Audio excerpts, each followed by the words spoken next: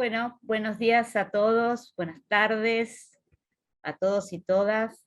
Hoy nos acompaña, nos va a exponer Nagui Marcilla, y para presentarla voy a utilizar una breve autopresentación que hizo Nagui, que me parece lo más correcto.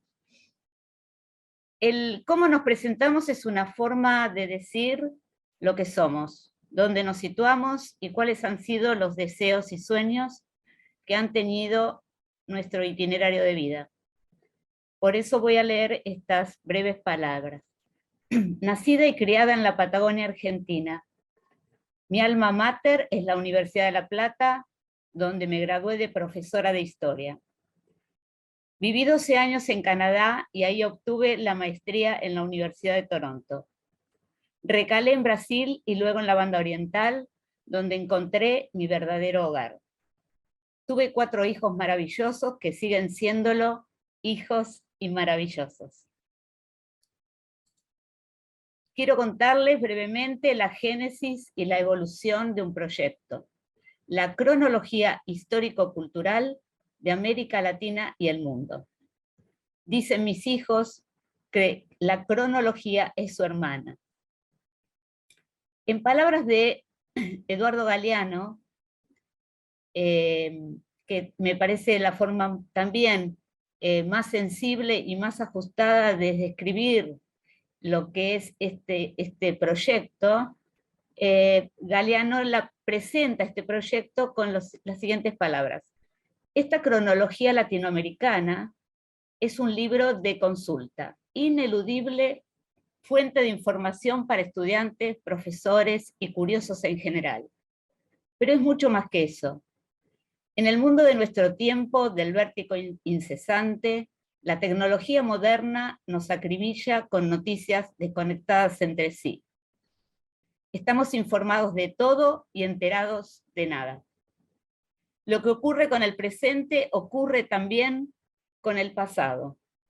La memoria colectiva corre el riesgo de convertirse en un tejido roto de hilos perdidos, incapaces de formar una trama que nos brinde cobijo. Esta obra escrita contra el desvínculo confirma que todo tiene que ver con todo y que a la corta y a la larga el tiempo lo une con los mapas, que los mapas separan, y nos demuestra año tras año, pasito a paso, que la historia humana es una aventura compartida. Ella se burla de las fronteras y las distancias y nos invita a descubrir que el mundo no es ancho ni ajeno. Para nosotros, latinoamericanos, obras así cobran especial importancia en estas horas. Nos estamos descubriendo a nosotros mismos a través de la lucha contra el divorcio mutuo, los mutuos rencores y la ignorancia mutua, en la búsqueda de una unidad que respete y celebre nuestra diversidad maravillosa. Estas palabras de Eduardo Galeano le ceden la palabra a la autora de este trabajo, Nagui Marcilla. Adelante. Bueno, muchísimas gracias, Silvia, sobre todo por recordar las palabras de Eduardo. Era una cosa que yo no había incluido, así que te la agradezco mucho. Agradezco mucho a la coordinadora de este conversatorio por pensar que, bueno, que pudiera aportar algo al grupo, y muchas gracias porque me siento muy como en un fogón, no así en una presentación formal, así que eso me tranquiliza y me distiende. Bueno, como más o menos dijera Silvia, esto es un proyecto de vida. Comenzó hace muchos años, y si puedo, quiero compartir pantalla porque voy a ir narrándoles con algunas imágenes, cosa de que puedan ir viendo a la vez que oyendo. Bueno, como ven, esta es la portada, la tapa de la cronología, que muchos de ustedes la han visto y después capaz que hablaremos de ella. Bueno, la cronología entonces cronología histórico-cultural de América Latina y el mundo, vieron que hay que respirar después de decir todo eso, en realidad le decimos la crono, empezó 1981.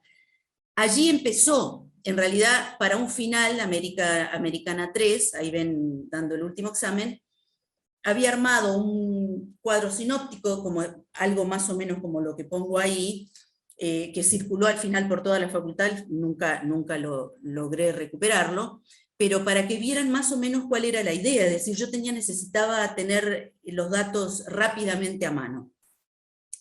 Bueno, bueno, ¿ves? Algo pasa acá, vamos a hacer así, a ver si pasa. A ver si pasa. Ahí está. Bueno, en el 82 me voy a Canadá, allá obtengo la maestría en historia. Ven ahí ese borrador que está en manuscrito, es decir, manuscrito y máquina de escribir. Recién en Canadá, cuando estudié la maestría, aprendí computación y tenía acceso a una computadora, así que el trabajo ahí creció, tuve la posibilidad de agregar más información, agregué el resto del mundo, pero ven que es un cuadro todavía muy primitivo, digamos. Bueno, hay fotos, ese es el parque que enfrente al lugar donde yo vivía, en febrero, el invierno, y en junio, verano. De Canadá me fui a Brasil un par de años, ahí por suerte tuve acceso a la Universidad de Santa Catarina y a máquina de escribir, no tuve acceso a computadora, y entonces continué, a ver, el trabajo que yo hacía era de recabar información, datos, después les contaré bien cómo es el trabajo en sí. Bueno, olvidé decir que en Montreal, en Canadá, nació mi primer hijo, Camilo. Para mí, traigo a colación a mis hijos, por supuesto porque son importantes para mí, pero además porque creo que no se puede divorciar todo lo que uno hace intelectualmente de la vida propia, y los hijos o la familia son parte de la vida propia. De Brasil, como saben, me vine a la banda oriental, al Uruguay. Por 15 días, Víctor, mi segundo hijo, no es brasileño, nació en Uruguay ni bien llegué. En el 98 nació Marcelo y en el 99 nació Amanda, así que esos son mis 4 hijos, los ven ahí. Y la cronología de nuevo en computadora, por suerte, eso facilita inmensamente, como todos saben. Esto también lo hablaremos después. Mumatra, mujer, madre, trabajadora, capaz que como es tan sabido no será necesario tocar el tema, pero ha sido un tema en el desarrollo de la cronología. 2004, esto es un parteaguas en la cronología, porque invito a Carlos, al gran y grande historiador uruguayo, Carlos Machado, y entonces, como dice él, siempre digo, bueno, trabajamos a 4 manos. El trabajo ahí tomó otro volumen, engordó, decía él. 2010-2011 es otro hito, porque logramos que se interesara el Ministerio de Relaciones Exteriores, y en los hombros del ex vicecanciller Roberto Conde, a quien tenemos que agradecer enormemente, financió el diseño, finalmente un diseño imprimible de la cronología, yo puse códigos de color para los distintos países, eso lo veremos más adelante. Así que eso fue también un hito de la cronología. Finalmente, y gracias a la intervención de Eduardo Galeano y Elena Villagra, ellos intermediaron con el gobierno venezolano, el Bandes financia la edición, carísima edición, de esta cronología, porque ustedes ven el tamaño, ya estábamos hablando en la previa del tamaño de este trabajo, que además necesitaba tener mucha precisión de impresión, no solamente en las imágenes, sino en la letra, porque la letra es muy pequeña, entonces tenía que ser una edición muy rigurosa. Así que en el 2015 finalmente presentamos la cronología. La imagen de la derecha es, ganamos mención en un premio a la labor, al pensamiento crítico en Venezuela. Bueno, y ahora sí, vamos a ver qué es la cronología. La cronología, como usted, es muy sencilla, no es una cosa complicada, es un cuadro sinóptico, en las abscisas van los años, en las ordenadas van los países, y entonces en la conjunción, en la intersección, ustedes ven una casilla, una celda que le decimos, con la primera parte son los datos estrictamente históricos, políticos, sociales, tecnológicos, deportivos, en fin, que hacen a la vida político-social del país, y luego debajo, separadito, ven lo que son los logros culturales, de varias ramas, ensayo, literatura, arquitectura, las artes plásticas, música, etc. Nos parecía que era importante poner simultáneamente no solo el dato político, sino el dato cultural. Bueno, este es en el caso de los países, es decir, los 20 países independientes de América Latina están ordenados en la parte verde, digamos, ese fue el color que elegimos para América Latina, individualizados. En el resto del mundo, como por ejemplo acá ven lo que nosotros denominamos otra América, es decir, el resto de la América anglosajona y francófona, no solo los países independientes, sino las colonias del Caribe, la pusimos así en este color azul, y ahí van los países simplemente listados, ya no individualizados con otro color, sino directamente listados. Y debajo el sistema es igual, vienen los datos culturales. Bueno, lo mismo para África, por ejemplo, que ven, ahí no sé si ustedes están en el África Oriental Británica, es el de los años 900, Chad, Egipto, etc. Lo mismo para Europa. Acá ven Europa con la desmesura de los datos. Por ejemplo, hay una página sola que es para los logros culturales. Bueno, esto es en el 2015, hace pocos años logramos rehacer el formato, con un diseño, va a ser, en vez de ser A3, va a ser A4, es decir, este tamaño va a tener la cronología ahora, que la haremos probablemente en 2 o 3 volúmenes. La cronología, que está editada solo el siglo XX, omití decir, en realidad es un proyecto que va desde el poblamiento de América hasta hoy, diciembre del 2021. Entonces la idea, veremos si se logra, es que al editar los 2 tomos del siglo XX ahora en este nuevo formato, podamos incluir el tomo del siglo XXI, es decir, por lo menos hasta el 2019. Bueno, y aquí quiero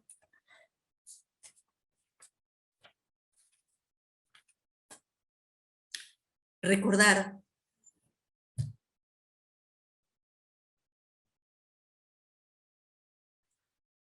a mi queridísimo amigo y colega Carlos Machado, que nos dejó huérfanos.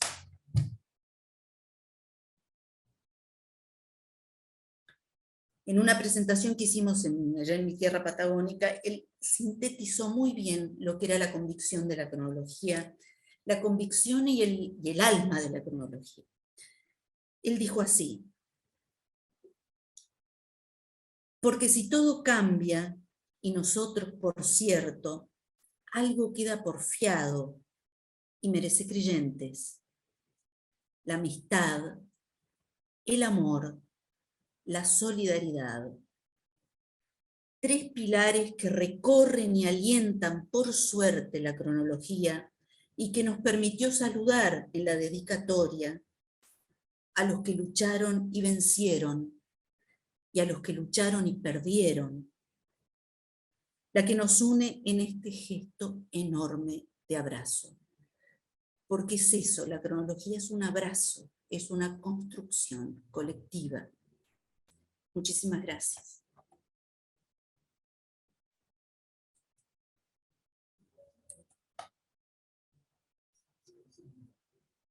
Perdonen la emoción, perdón.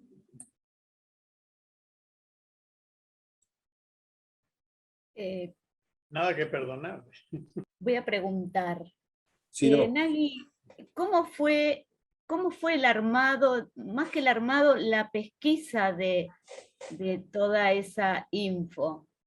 Teniendo en cuenta que siempre tenemos parte de esa información y no tenemos, y se invisibiliza otra, ¿no? Bueno, bien interesante lo que traes a colación, Silvia, porque teniendo en cuenta que la cronología nace cuando no existía Internet, aún cuando se incorporó Carlitos, todavía Internet, recuerdan que era con teléfono y se podía comunicar uno poquitas, es decir, entonces, ¿cuál fue el criterio inicial que nosotros aplicamos? Es, la información tiene que ser algo que no se pueda obviar. Obviamente es un trabajo que es de datos, entonces no podíamos poner todo, teníamos que poner algo, las cosas que realmente no pueden no estar. Tienen que ser los datos sustanciales de cada país o de cada continente. Pero, a ver, datos se encuentran en todos lados. Nosotros lo que decíamos es, nosotros tenemos un dato que tiene que estar refrendado por lo menos por 3 fuentes distintas, además. Es decir, fuentes que no sean repetición de otra fuente. Cuando ingresó Internet a la cronología es más vieja que Internet, ese trabajo se volvió más fácil y más difícil.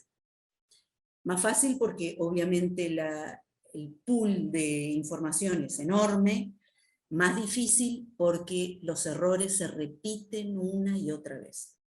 Entonces, bueno, por supuesto que con Carlos el bagaje de conocimiento, Carlos era un sabio, yo creo que se puede sintetizar en eso, es decir, no solamente un erudito, era un maestro, un sabio, un tipo que sabe conectar cosas, no solamente acumular información. Así que era muy fácil con él dilucidar cuáles cosas eran importantes o no, y cuáles ciertas o no. Así que bueno, el tema ese de las fuentes y de corroborar la información fue, creo que lo más arduo de la cronología. Verificar, lo más arduo de la cronología.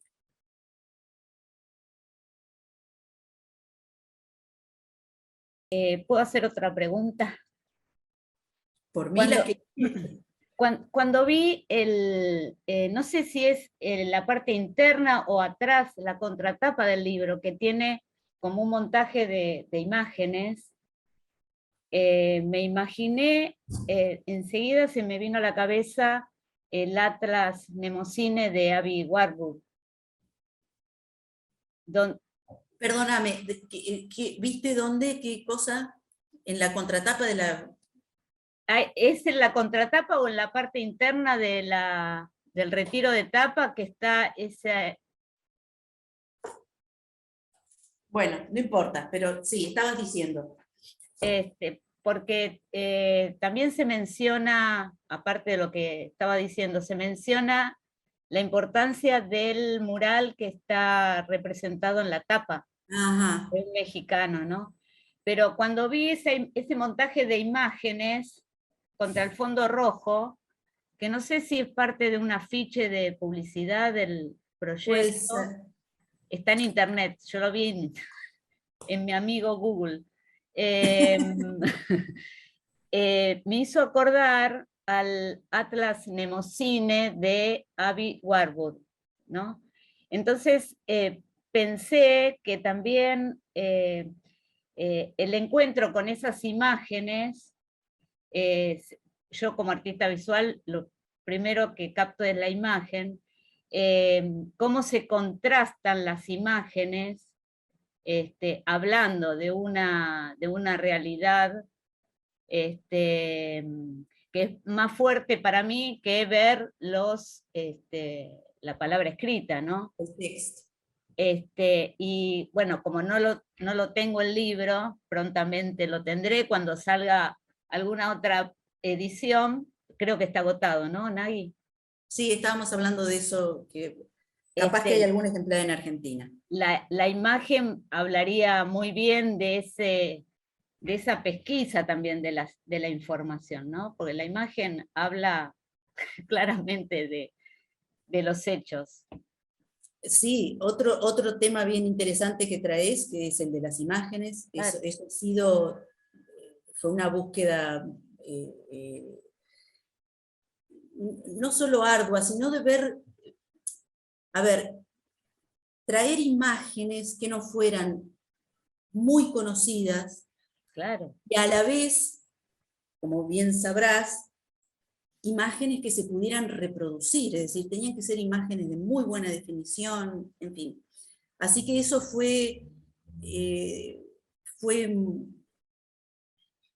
consumió mucho tiempo, Yo de todas maneras, esa fue labor totalmente mía, porque Carlitos era un analfabeto de la computación, ustedes saben.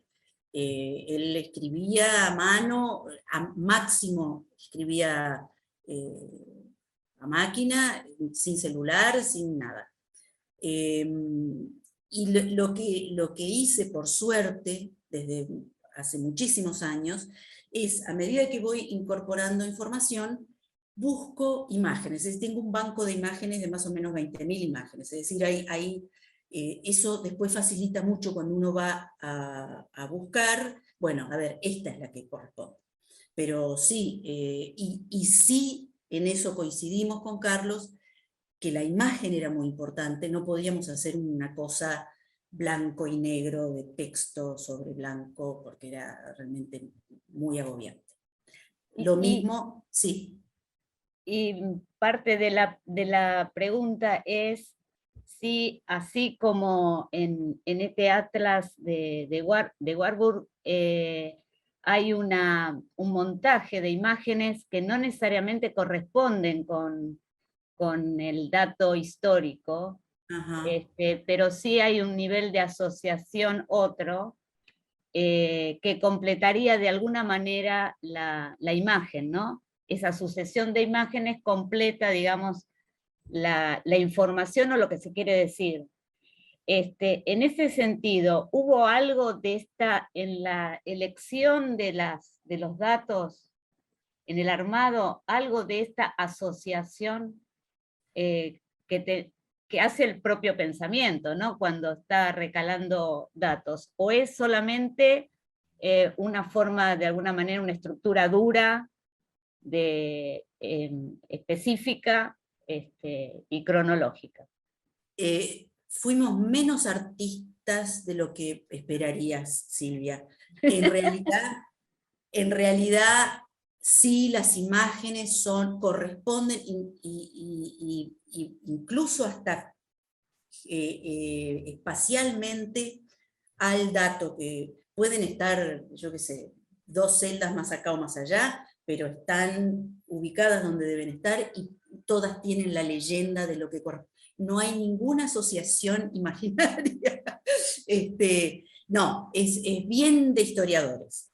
Es bien de historiadores. La imagen ilustra el texto. Para nosotros, al revés que para los artistas plásticos, obviamente, artistas visuales, el texto es lo más importante. Cosa que me ha costado muchísimo con los diseñadores. Porque los diseñadores ubican preciosamente imágenes. Claro. Bueno, ha sido una lucha. Sí. Bueno, después te pregunto algo más. Voy a dejar a mis compañeros si quieren preguntar algo.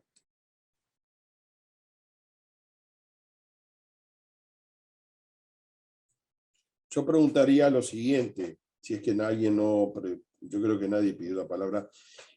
Dos cosas. Una es, ¿quién es el artista mexicano que, según tú me comentaste, Nagui había fallecido, de esa obra mural que es gigantesca por lo que hablamos? Sí, es un mural que está en la Universidad de Concepción. Yo hoy te dije Valdivia, es Concepción, de 300 metros cuadrados. ¿Por qué la elegimos? Porque es una, ahora les cuento un poquito, es de Jorge González Camarena, un mexicano, es decir, un nuestroamericano del norte en una universidad nuestroamericana del sur, en la Universidad de Concepción. Así que nos parecía, aparte de que es riquísimo el mural, nos parecía que era muy simbólico. Así que nosotros pedimos, ahí te averigüé prolijamente, Eduardo, porque González Camarena murió en el 80, es de 1908 y murió en 1980.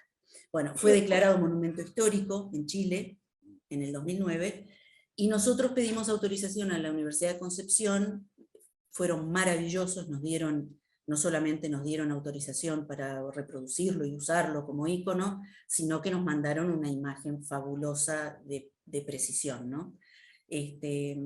Así que sí, ha sido una muy buena conjunción para la Crono, no solamente que González Camarena hiciera ese mural allá, sino que la Universidad de Concepción nos lo facilitara. Sí. Si tú tienes una foto ahí, o el libro se puede, para verlo entero. Sí, bueno, viste que la primera, a ver si podemos, Y ¿ahí lo ven? te agregaría, Nagui, que si como historiadora, si podés hacer un relato del mural. Bueno, el mural está hecho, son 300 metros cuadrados. Y No la especificación del mural, sino el relato de la imagen. Bueno, eso está re complicado, eso está re... Podés fantasear también. ¿Ustedes ven ahí? ¿Ven la imagen? No. No, todavía no. No, entonces esperen porque... Perdón, dijiste yo entendí 300 metros de largo, que me parecía impresionante. No, cuadrados. 300 metros cuadrados, está. Sí. Y son 3 paneles, uno de 20 metros y los laterales de 7 metros cada uno, con 6 metros. Es inmenso. Inmenso. A ver, básicamente, después les voy a mandar, se los mando a Eduardo, se los mando a ustedes, les mando la imagen. Es una imagen, a ver si yo lo puedo poner así, lo que pasa es que después no voy a poder. A ver. Ahí la ven, ¿verdad? Ustedes ven el choque de civilizaciones, las distintas rostros, los blancos, las mezclas de rostros, las producciones, es fabuloso, y cosas simbólicas como este fuego. Yo ahora honestamente no me acuerdo qué hacía referencia, pero era así, las banderas, por supuesto, ven arriba, ¿no? Todas las banderas de los distintos países, etc. Es decir, una visión más latinoamericana que nuestroamericana, que había ya, la recuerdan, ¿no? Es decir, estamos en el nopal, ¿ven? Eso es México en Chile. Sí. La serpiente emplumada, es decir, muchos símbolos. Es hermosísimo su mural, ¿eh? Realmente es impresionante, ¿eh? González Camarena tiene un mural en Bellas Artes. ¿Vos no lo viste, Eduardo, allá, cuando estuvieron? ¿En dónde? En el Palacio de Bellas Artes, en el DF. No me recuerdo. Sí, estuve 2 veces ahí, pero no recuerdo. Sí, tiene un mural ahí. El Palacio de Bellas Artes, no estaba confundido, pensé que era lo que llamó ahí donde fue la Casa de Gobierno. No recuerdo, ¿no? Pero si lo hubiera visto, me hubiera quedado grabado. Sí, creo que no es tan sobrepuestas las imágenes, pero sí hay un mural de González Camarena. Sí. No debe ser es maravilloso. Mismo, no debe ser el mismo, Rubén. Y la otra pregunta, no, podría ser en chico el mismo mural, bueno. No, la otra pregunta, si está respondido esto, no sé si, digamos, tú querías agregar algo más. Nagui. No. La otra pregunta sería el libro que se va a reeditar, que tú me dijiste, claro, y lo comentaste ahora, que incluye el siglo XXI en varios tomos. ¿Eso es un proyecto que está muy en proyecto? ¿O es una... Está muy en pañales. Lo que sí vamos a hacer, ya estamos haciendo, es decir, empezamos al revés. Estamos haciendo la versión digital, que eso es más sencillo para armar y es más sencillo para después presentar. Y después la versión impresa, una nueva versión impresa. Así que lo que está no en proyecto, sino en trabajo, es la versión digital en el nuevo formato. Necesita, que probablemente salga... un editor, claro, acá es complicado, ¿no? Por el mercado tan chico. De pronto, no sé si hay algún editor fuera de Uruguay que de pronto pueda interesarle, ¿no? En Argentina probablemente estamos tirando líneas en Argentina. No quiero saber tanto secreto, pero... No, es que no es secreto. A ver, No, pero está bien, sí. Sí. Te cuento por qué digo secreto, porque los proyectos son como los bebés y después se hacen niños. Cuando son chicos conviene no andar manoseándolos mucho. Sí. Cuando son más grandes se defienden solos. Es por eso. No sé, ¿alguien quiere? A ver, Silvia. Nagui, yo encontré un dato muy interesante que supongo que está en el libro. El mapa mundi, digamos, o sea, cómo están situados los continentes, ¿no? Que es muy interesante para ver justamente desde dónde nos vemos también, ¿no? Bueno, en la parte inicial del libro... Yo hice una captura de pantalla de 2 mapas, si querés te los paso. Dale, sí, porque ese fue otro tema que nosotros simplemente esbozamos, no desarrollamos, pero que a lo largo de la cronología lo hemos utilizado. El mapa que nosotros usamos, que es de Mercator, que es este que está poniendo Silvia acá en pantalla, ahora lo defienden diciendo que no, lo que pasa que era para la navegación, por eso el hemisferio norte estaba tan sobredimensionado. Bueno, no, es simplemente por el eurocentrismo, es decir, estamos hablando, fíjense donde tendría que estar la línea del Ecuador, y entonces en ese caso el tamaño real de los continentes, porque cuando vemos en el anterior, ¿podés poner el anterior, Silvia, por favor? Sí, espera un cachito. Sí. Bueno, capaz que lo tienen por estar... Bueno, fíjense Nagui, el tamaño del hemisferio norte. Perdón, Nagui, Sí. tenemos que reivindicar estos mapas porque vamos avanzando hacia ellos. ¿A cuáles? Estamos pasando por el Ecuador, nosotros vamos hacia el norte también, nos metemos y les ganamos territorio.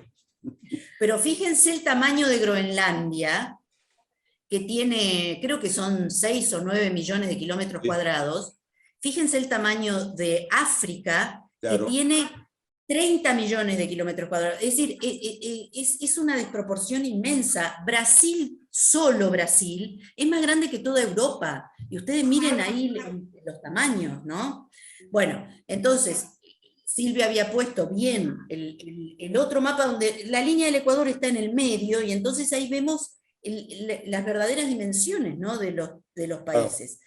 La proyección Peters, Gall Peters en realidad, porque es una proyección con unos inicios de Gall, es lo que hizo Peters fue un mapa con las verdaderas dimensiones continentales de los países.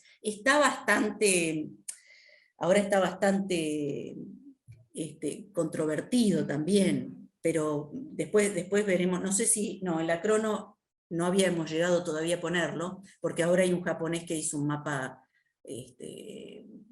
maravilloso, bueno, después lo vemos. Pero sí. básicamente, sí. No, que sí, lo vi.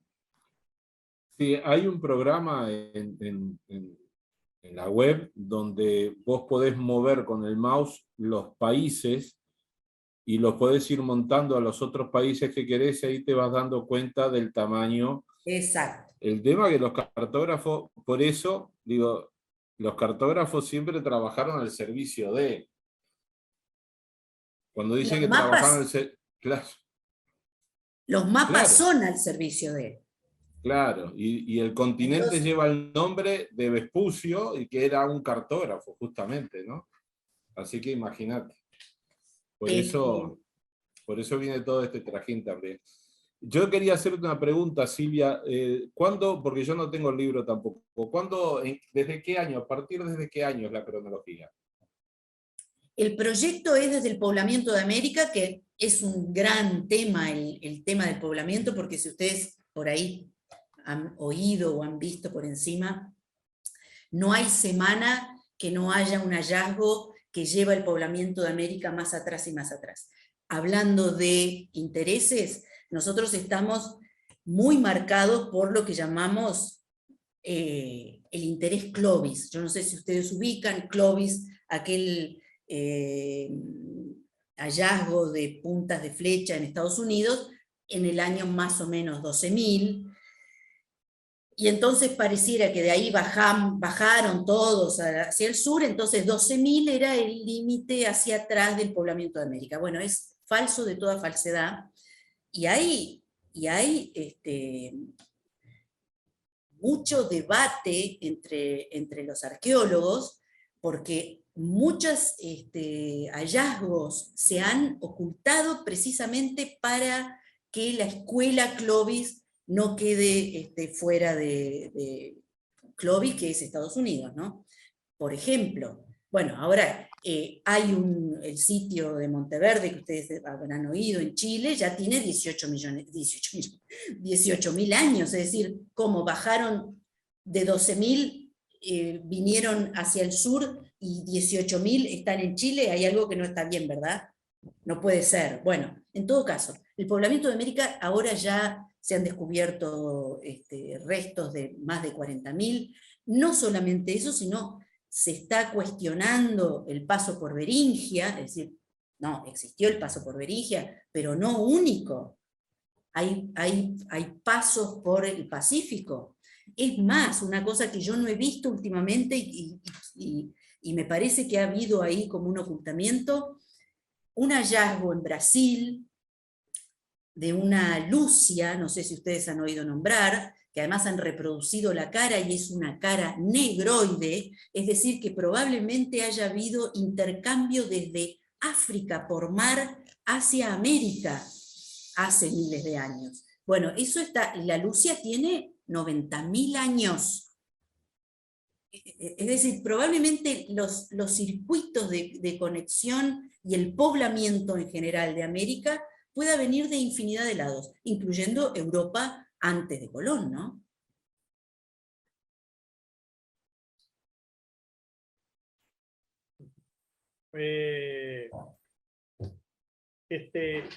Yo vi la información esa de Brasil, no sé si fue en YouTube o en un informativo, y había unos que estaban muy como eufóricos por ese hallazgo, y después otros que se quejaban de lo que vos decías, medio como que cuestionaban y minimizaban el hallazgo.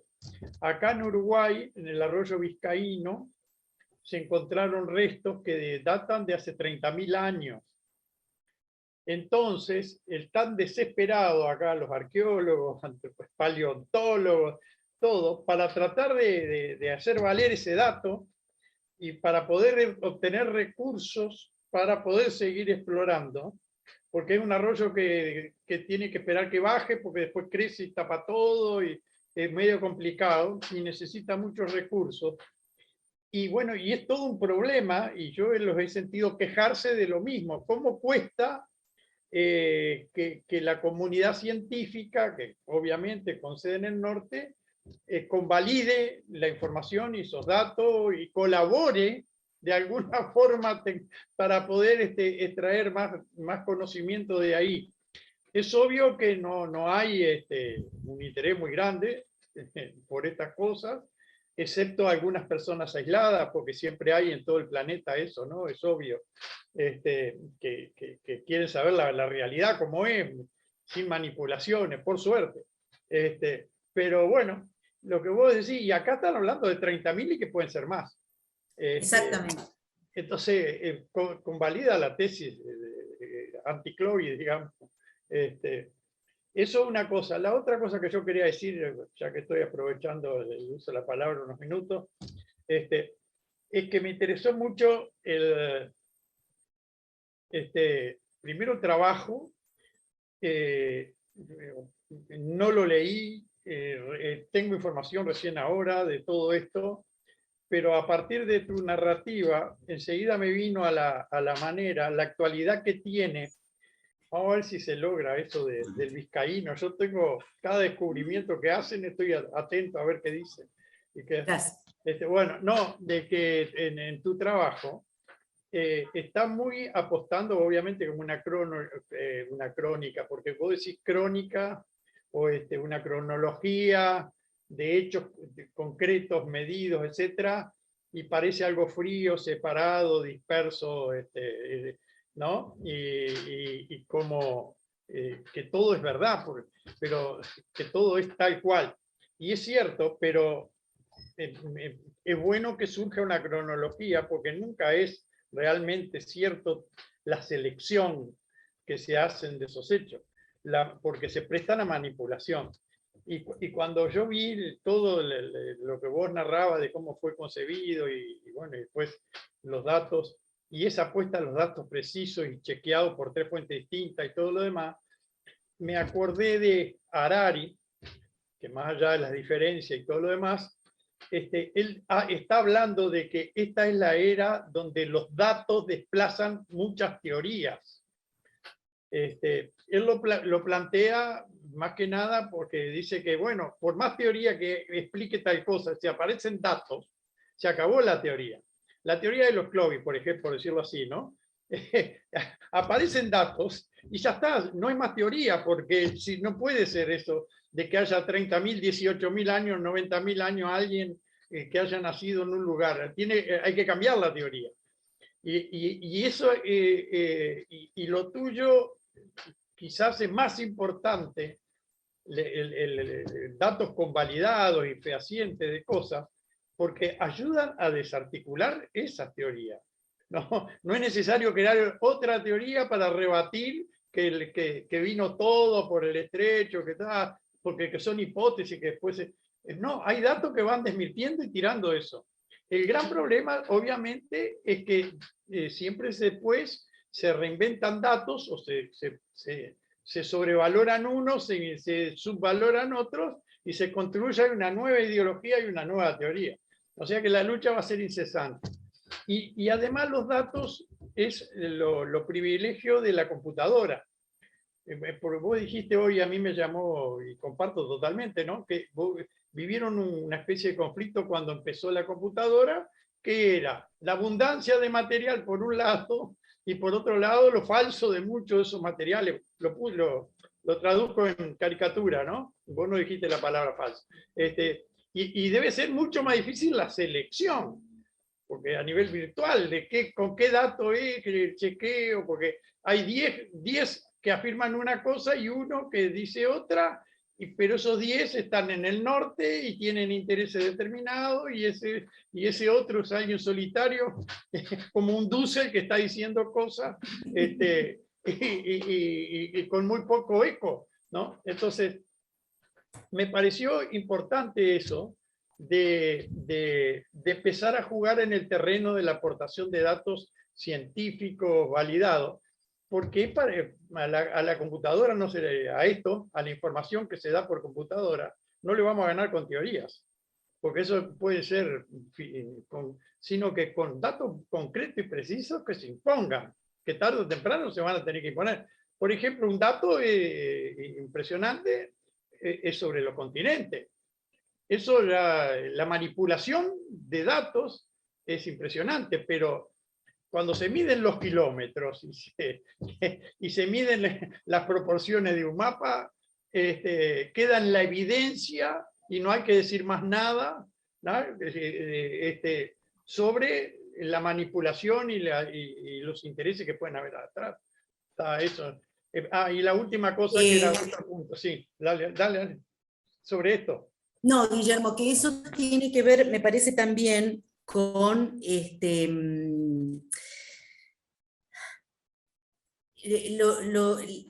la ciencia no es una cosa que avanza linealmente, ¿verdad? Se mueve por paradigmas, los paradigmas sociales son muy fuertes. A ver, una cosa que a mí me llamó mucho la atención cuando lo leí, y después uno lo entiende, cuando llegan las carabelas a América, los indígenas americanos no tenían concepción de esa embarcación, no identificaron lo que era. Es decir, visualmente no se sabía si era un pájaro, no lo podían asociar con algo conocido. ¿Esto qué quiere decir? Que no necesariamente un dato va a iluminar una concepción preestablecida. Es muy difícil eso, esos cambios son muy difíciles, muy difíciles. A ver, los médicos no se lavaban las manos, la gente se moría y no sabían por qué cuando operaban. Una cosa elemental, que ahora se lavan las manos. Bueno, no siempre fue así, no siempre se les ocurrió que eso pudiera pasar. Entonces, los avances son no necesariamente adscriptos al descubrimiento de datos. Y aún así, uno puede tener los datos y la selección de los datos es otro tema que pasa por lo humano. Pasa por lo humano. Nosotros, por ejemplo, ¿qué decir? ¿Somos súper objetivos en la elección de los datos? No. No hay ningún historiador que sea súper objetivo. Lo que sí tratamos de hacer es justamente develar aquellos datos que no están contados en la historia oficial. Eso sí, y buscamos como arqueólogos eso. Y la última, eso sobre todos los datos que me llamó la atención, y la actualidad que tiene ese camino de poblar de datos lo más fidedigno posible, por más, como vos decís, que son manipulados o que puedan ser no manipulados a propósito, ¿no? Sino culturalmente invadidos o impregnados por otras cosas. No, que en la presentación hubo dos cosas que me llamaron a mí algo muy importante. Vos empezaste hablando de que esto hablaba de tus hijos porque incorporabas tus hijos porque eran parte de la vida y que todo está relacionado y todo lo demás. Y también después te emocionaste y contagiaste la emoción cuando mencionaste y recordaste a Carlos, que era un sabio. Bueno, a mí eso son partes que me parecen muy valiosas de todo esto. Me parece bárbaro porque las cosas para poder comunicarnos tenemos que separarlas, pero siempre sabemos que los hijos, la familia, los amigos, grupos como siempre están tiñéndonos de cosas que pueden ser positivas, vitales o dolorosas. Yo no diría nunca negativas, digo dolorosas, pero vitales, no, y que esté toda una cosa tan aséptica como una imagen de fechas, días, horas, todo de calendarios, con todo ese tejido vital. A mí eso me parece importantísimo, nada más que, además, por supuesto, de lo que dijo Silvia, las imágenes y todo lo que pueda hacer el aspecto cultural que pueda estar presente. Nada más que eso, quería, y bueno, felicitarte por eso, estoy ansioso por poder ver después ese libro. Gracias, Guillermo. Nagui pidió la palabra a Luis. Sí, y yo también. Sí, perdón. Sí, levanté, pero una pregunta que iba a hacer a Nagui era justamente algo que mencionó, por eso después bajé la mano, porque la pregunta era, ¿cuál era la lógica para seleccionar los datos para llevar a cabo esta cronología? Y obviamente ahí dijiste bien, cómo va mutando o va modificándose, hay paradigmas desde dónde, ¿no?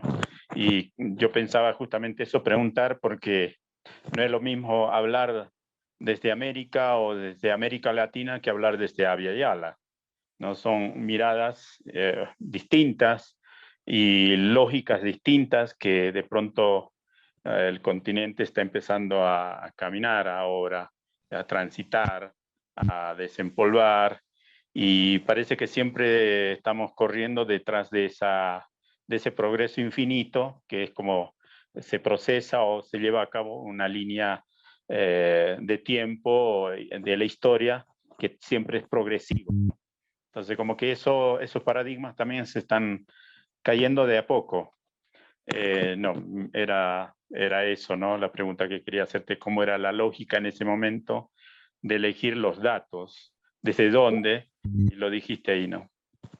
Claro, y ha variado. A ver, Luis, cuando lo empezamos, imagínate en los 80, América Latina era un tema como diferenciada de la América anglosajona o de Europa. Y nosotros nos ubicamos, la idea era, bueno, estudiando historia, los que han estudiado historia lo saben, en los libros en general, en las cronologías universales, América Latina prácticamente no existe. Entonces la idea nuestra era, nosotros tenemos que hacer algo desde nosotros, primero para nosotros. Lo que dice Eduardo Galeano es muy significativo. Estamos con los divorcios mutuos, con los rencores, con las sospechas, con las suspicacias, las desconfianzas. Todavía nosotros estamos así. Entonces, tenemos que pararnos porque, a ver, para nosotros, nuestra América es nuestro centro. ¿Cuál es la periferia nuestra? La periferia nuestra es Europa y África y Asia. Esa es nuestra periferia. Nosotros somos el centro. Ahora, en cuanto a la elección de datos, sí va variando a medida que varían los paradigmas totalmente. Totalmente. La incorporación, por ejemplo, de la lucha indígena es algo que no estaba totalmente visible en los años 80 y 90 de la cronología propiamente, ¿eh? Claro que eso va variando. Por suerte, como es un proyecto en construcción, y es en construcción colectiva, esto nunca nos cansamos con Carlitos de decirlo, hemos recibido información, corrección de datos y demás de gente de toda América Latina. Por suerte se puede modificar eso, porque, a ver, se modifica como la vida. Yo quería... Perdón, ¿puedo? Sí, adelante, Lucía. Sí, yo quería comentar algo yendo hacia otro lado. No sé si me oyen. Sí, perfecto. ¿Me oyen? Está. El aspecto didáctico que tiene el libro, el valor didáctico del libro. Porque yo creo que sería imprescindible para cualquier profesor de historia poner ese libro en una mesa, en un escritorio grande, abrírselo a los chiquilines y mostrarles. Porque si nos vamos hacia el pensamiento y la construcción del pensamiento lógico en los chiquilines, fíjense que es todo tan parcializado, todo tan compartimentado como se da la enseñanza, que un libro como este es imprescindible. Ni que hablar en los libros que estudiamos nosotros, ¿no? En los libros de historia en los que estudiamos nosotros, era aquello compartimentado y además, por supuesto, blanco y negro y con muy poca imagen. Ahora los libros han mejorado. Yo me doy cuenta porque haciendo acompañamiento a estudiantes, no solo a nivel de primaria, a nivel de secundaria, haciendo acompañamiento a estudiantes, Lo que son ahora los libros es otra cosa. Sí. Pero este tipo de libro, donde uno le pueda abrir a los chiquilines y mostrarles, miren, esto estaba pasando acá y esto estaba pasando en los demás países de América y esto estaba pasando en Europa y al mismo tiempo esto estaba pasando en África. A mí me parece que eso es una construcción y una ayuda a la construcción del pensamiento que es fundamental. Entonces poder abrirlo y decirle, mirá, esto hay que verlo con esta cabeza, como que le lleva la cabeza hacia otro lado, no sé si me explico, ¿no? El valor didáctico de la obra. Como uso en secundaria me parecería muy importante. Y hasta en primaria, les diré que hasta en primaria, abrir ese libro en un quinto, en un sexto, y decirle, chiquilines, miren que las cosas no están compartimentadas por países. ¿Tá? No sé si me expliqué. Perfecto. Sí. Gracias. Gracias, bueno, gracias, Lucía. Es un libro muy, muy apreciado. Pidió la palabra Eduardo. Bueno, antes que nada, una cuestión de orden, nosotros vamos a seguir un poquitito más hasta que nadie pueda, porque estamos 5:01, 5 minutitos más. Bien, esa era una cuestión de orden.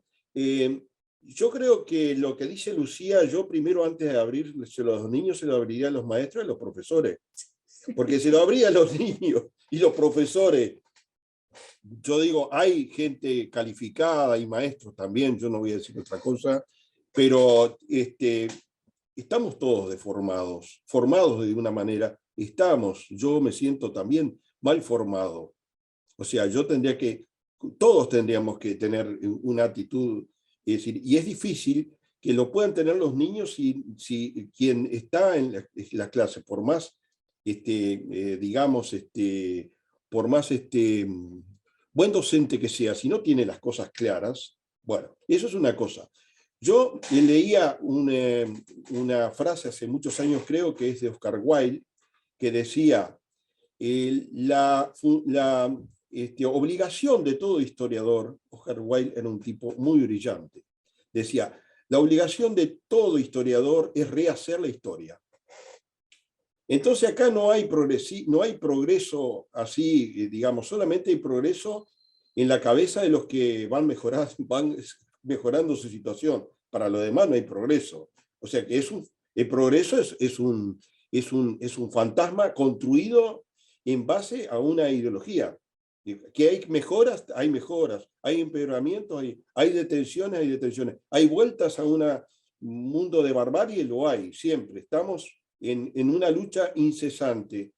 Y claro, yo coincido mucho con lo que decía Luis, de que, digamos, en todas estas historias, por suerte ahora se va clarificando, pero creo que hay que hacer muchísimo más.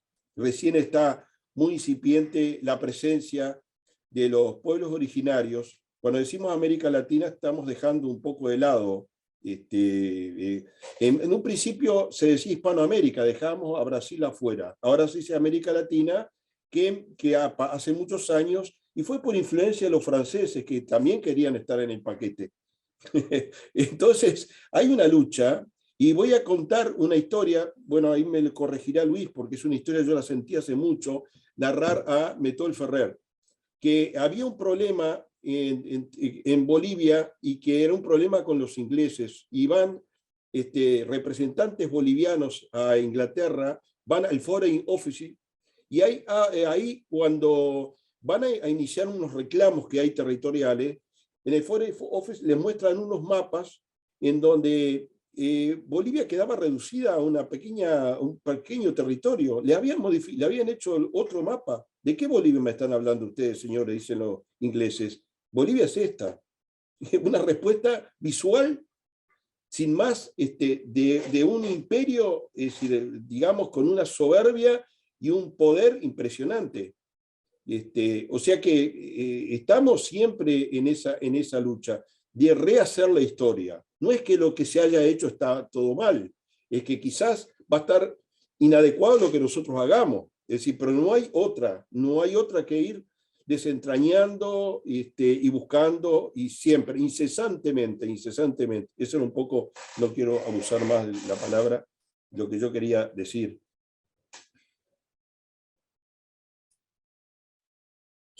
Silvia, no sé si... Yo empieza mi horario de trabajo, Está bien, sí. Entonces me tengo que retirar, pero a propósito de lo que estaba diciendo Eduardo, hay una frase que se le adjudica a Mark Twain, que dicen, la historia no se repite. Entonces él decía, la historia no se repite, pero rima.